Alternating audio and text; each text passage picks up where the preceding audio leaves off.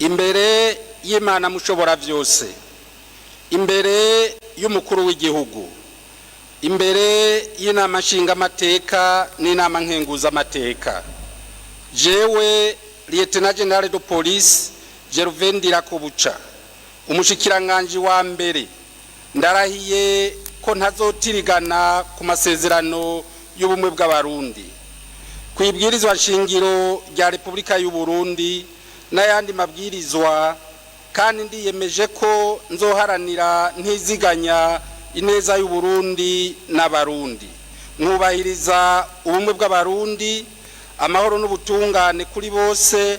mu kurangura amabanga njejwe.